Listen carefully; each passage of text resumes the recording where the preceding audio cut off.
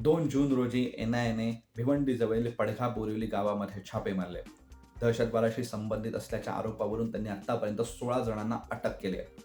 यामध्ये सगळ्यात मध्ये एक नाव चर्चेत आलंय पुन्हा एकदा, ते म्हणजे साकीब नाचनचं. साकीब नाचन हा कुख्यात दहशतवादी संघटना सिमीशी संबंधित आहे. त्याचा तो सक्रिय काम देखील करायचा.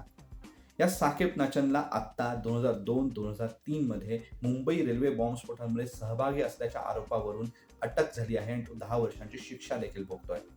पण या साकीबने आतापर्यंत अनेक तरुणांना दहशतवादी प्रशिक्षण देऊन दहशतवादी कृत्यांमध्ये सहभागी केल्याचा आरोप त्याच्यावरती आहे. पहलगाम हल्ल्यामध्येही त्याचा सहभाग असल्याचा संशय आहे. पडघा गावाला त्याने ग्रेटर सिरिया अशी ओळख मिळवून दिलेली आहे. आता या साकीबचं नेटवर्क तुरुंगामध्ये राहून सुद्धा त्याचे समर्थक आणि नेटवर्क सक्रिय असल्याचं NIAच्या छाप्यांमधून उघड झालंय.